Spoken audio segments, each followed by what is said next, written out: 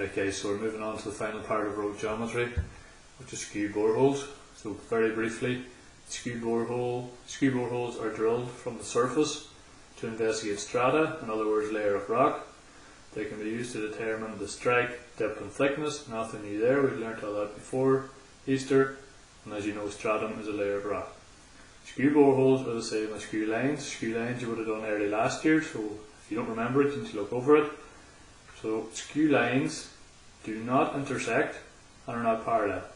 So skew lines are basically two lines that are not parallel and they don't intersect. So this line here is line A, this line here is line B. They don't intersect and they're not parallel. That is basically what skew lines are. Okay? If you don't know, look over your notes from last year. Okay?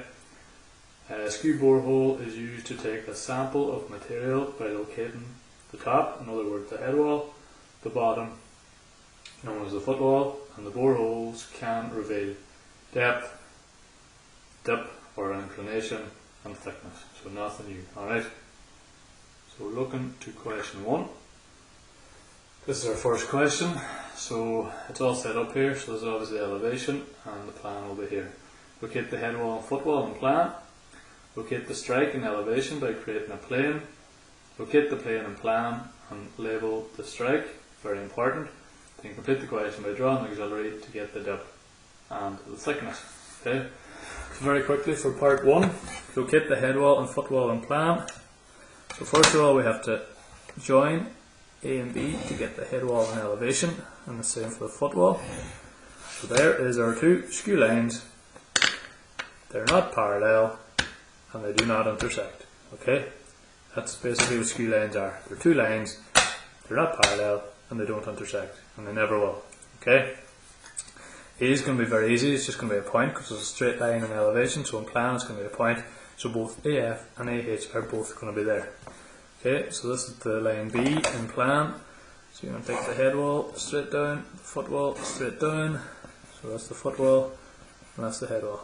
Okay, so you're joining the two footwalls together like up here. So that's the footwalls and the head walls are like that. Okay, so that's what you end up with. So if you locate the strike and elevation by creating a plane. So remember, the plane must have one horizontal edge, the XY line, and it must have one edge that's parallel to the footwall or head wall. So in this question I'm going to draw the plane on the footwall. So a straight line that's parallel to the XY line. The other line has to be parallel to the, so if I'm using the footwall, the other line has to be parallel to the head wall. If I use the head wall, it would have to be parallel to the footwall. Okay? So basically the line you're not using, you need a line that's parallel to it. So I'm going to line my sliding set goes up parallel to the head wall, take it down, and from BF, join it to there. That gives me a point which I'm going to call P. Okay, so that is my plane, and if you like, that line is going to be your strike. Okay, so I'm going to have to take P down here to draw the plane. Okay, again, this line BF to P is parallel to AH and BF. So AH and BH are here, so I need to draw a line that's parallel coming from BF. Okay, so I need to draw a line that's parallel, so you line up your set squares like that, and draw a line there. That's P plan. Okay, so your plane is basically going from AF to BF, AF to BF, BF to P, which is BF to P, and then P back to AF. Okay, so P back to AF is actually my strike line, so I'll highlight it in green. Very important. Always label the strike. Okay, that's part 2 done. Sorry, it's part 3 done. Okay, and the final part, complete the question by drawing an auxiliary to show the depth and the thickness. Okay, so there's nothing new there, so we're going to have to look along our strike line. So in other words, extend your strike line. You have to draw XY line parallel, or sorry, perpendicular to that. So that's going to be my X1, Y1 line. And A is here, so to get the head wall and the footwall of the skew borehole A, we're going to go back to elevation, measure up from the XY line. So for the footwall, I have 16.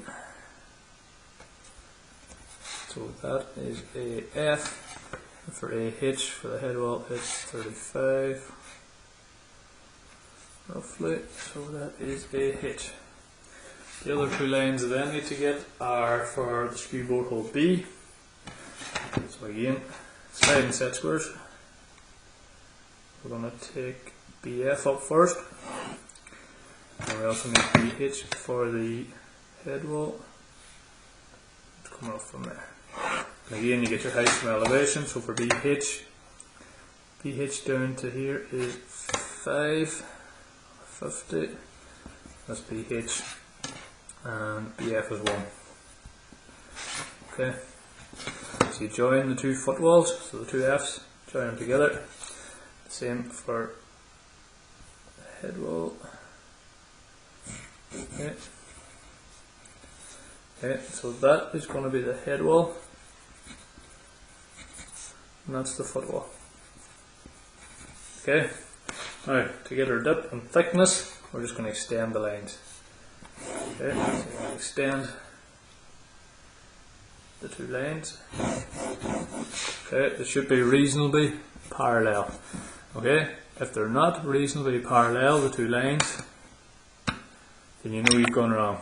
Right? So the two lines need to be reasonably parallel. Okay, they should be exactly parallel. Okay, thickness is going to be very easy. Just label it with a T, so that's going to be the thickness. Okay, probably should do it in a different colour. Just highlight it in a different colour. Thickness goes in there. And then for the dip, obviously the angle of inclination to the XY line, I just put an arrow in there, and the little symbol is a little A. Alright, so your dip, your thickness, your strike, skew boreholes. Okay, so it's a basic skew borehole question that could come up as part C in road geometry, or could also come up as a skew line question in the short questions case. Alright, so that's question 1.